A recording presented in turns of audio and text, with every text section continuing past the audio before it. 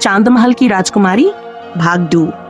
पिछली कहानी में राजकुमारी सानवी को यह पता चला था कि चांदमहल में एक बहुत बड़ा रहस्य छिपा है और उसे जानने के लिए 4 जादुई कुंजियां ढूंढनी होंगी। पहली कुंजी उसे सुनहरी झील के जलदूत से मिली थी, लेकिन अब उसे बाकी 3 कुंजियां भी खोजनी थीं। घने जंगल का प्रवेश द्वार।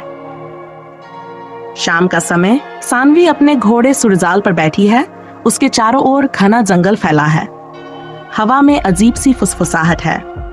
जैसे ही वह जंगल में प्रवेश करती है, पेड़ हिलने लगते हैं और एक जादुई चमकदार मोर उसके सामने प्रकट होता है। हे राजकुमारी, यदि तुम्हें दूसरी जादुई कुंजी चाहिए तो तुम्हें मेरी 3 पहेलियां हल करनी होंगी। मैं तैयार हूं। मोर। पहली पहेली, ऐसी कौन सी चीज है जो जितनी बांटी जाए उतनी ही बढ़ती जाती है? प्रेम। मोर मुस्कुराता है और अपने पंखों को फैलाकर रोशनी बिखेरता है।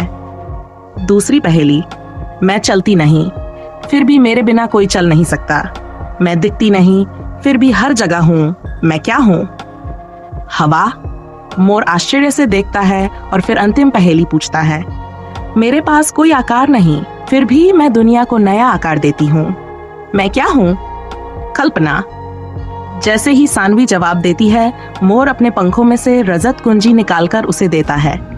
तुमने मेरी परीक्षाएं सफलतापूर्वक पार कर लीं। अब तुम्हें अगली कुंजी पानी की गुफा से मिलेगी, पर याद रहे, खतरों से सावधान रहना। मोर गायब हो जाता है और जंगल में अजीब सी गूंज सुनाई देने लगती है। सानवी कुंजी को संभालती है और घोड़े पर सवार होकर पानी की गुफा की ओर बढ़ती है। रहस्य खुला। चौथी कुंजी का संकेत। रात हो चुकी है। सानवी एक खुले मैदान में आराम करने के लिए रुकती है। जैसे ही वह अपनी दोनों कुंजियां निकालती है, वे हल्की रोशनी में चमकने लगती हैं। तभी पहली कुंजी से एक गुप्त संदेश उभरता है। गुप्त संदेश में सिर्फ 3 कुंजियां ही नहीं, एक चौथी कुंजी भी तुम्हें खोजनी होगी। वही तुम्हें चांदमहल के सबसे बड़े रहस्य तक ले जाएगी। सानवी चौंक जाती है। उसे लगा था कि बस 3 कुंजियां ही काफी होंगी, लेकिन अब एक और रहस्यमयी कुंजी भी उसे खोजनी होगी। वह घोड़े की लगाम कसती है और अगले सफर के लिए तैयार होती है। अब अगली मंजिल पानी की गुफा। मुझे तीसरी कुंजी और चौथी कुंजी का रहस्य भी पता लगाना है। यह चौथी कुंजी का संकेत। जैसे ही सानवी गुफा के सबसे गहरे हिस्से में पहुंचती है, एक पुरानी दीवार पर कुछ खुदा हुआ दिखाई देता है। वह दीवार को छूती है और अचानक एक जादुई संदेश प्रकट होता है। गुप्त संदेश। गुप्त 3 कुंजियों से रहस्य नहीं खुलेगा। चौथी कुंजी चांदमहल के सबसे अंधेरे स्थान में छिपी है। जो इसे पाएगा वही चांदमहल का असली भाग्य जान सकेगा। सानवी चौंक जाती है। उसे तो लगता था कि 3 कुंजियां काफी होंगी, लेकिन अब उसे सबसे खतरनाक सफर पर जाना होगा, चांदमहल के अंधेरे हिस्से में। सानवी, अब मेरी अगली मंजिल चांदमहल का सबसे अंधेरा रहस्य। गुफा में पानी की लहरें उठती हैं। चांदमहल के रहस्यमयी गलियारे। सीन। सानवी की सबसे कठिन परीक्षा। अचानक परछाई राजकुमारी अपनी जादुई शक्ति से एक दर्पण बनाती है, जिसमें सानवी का अतीत, उसके डर और उसकी असफलताएं दिखाई देने लगती हैं। दर्पण में सानवी को वो क्षण दिखाई देते हैं जब वह खुद पर विश्वास खो चुकी थी। तुम्हारे दिल के अंदर भी एक डर छिपा है। क्या तुम सच में इतनी बहादुर हो? सानवी की आंखों में आंसू आ जाते हैं, लेकिन फिर वह अपनी माँ की कही बातें याद करती है। सच्ची बहादुरी डर को हराने में नहीं, बल्कि उसे स्वीकार करने में होती है। सानवी, मैं अपने डर से भागूंगी नहीं। यह मैं ही हूं और मुझे खुद पर भरोसा है। जैसे ही सानवी आत्मविश्वास के साथ दर्पण को देखती है, दर्पण टूट जाता है और परछाई राजकुमारी धीरे धीरे मिटने लगती है। परछाई राजकुमारी, तुमने परीक्षा पास कर ली। चौथी कुंजी अब तुम्हारी है। सानवी कुंजी उठाती है और अचानक पूरे चांदमहल में रोशनी फैल जाती है। अंधेरे का जादू खत्म हो जाता है और एक नई सुबह की किरण महल में प्रवेश करती है।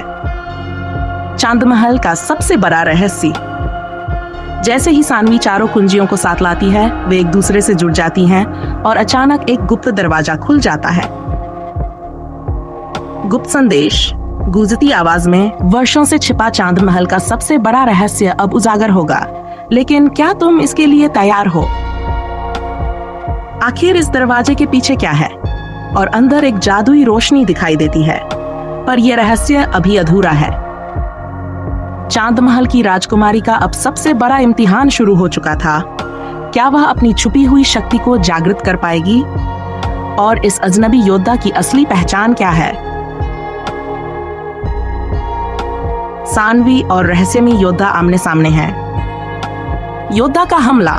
योद्धा बिना कोई चेतावनी दिए सानवी पर हमला कर देता है। उसकी तलवार बिजली की तरह चमकती है। गुरु चंद्रकेतु। सावधान सानवी, यह कोई मामूली योद्धा नहीं है। सानवी तेजी से एक तरफ कूदती है, लेकिन योद्धा की तलवार उसके पास से गुजरते ही जमीन पर गहरा निशान छोड़ जाती है। इतनी ताकत, ये कौन है? योद्धा मुस्कुराता है और धीरे धीरे अपनी तलवार घुमाते हुए कहता है, तुम मुझे नहीं पहचानती राजकुमारी, लेकिन मैं तुम्हें बहुत पहले से जानता हूँ। योद्धा की असली पहचान। गुरु चंद्रकेतु अपनी छड़ी उठाते हैं और हवा में एक मंत्र पढ़ते हैं। अचानक एक तेज रोशनी फैलती है और योद्धा के नकाब को हटा देती है।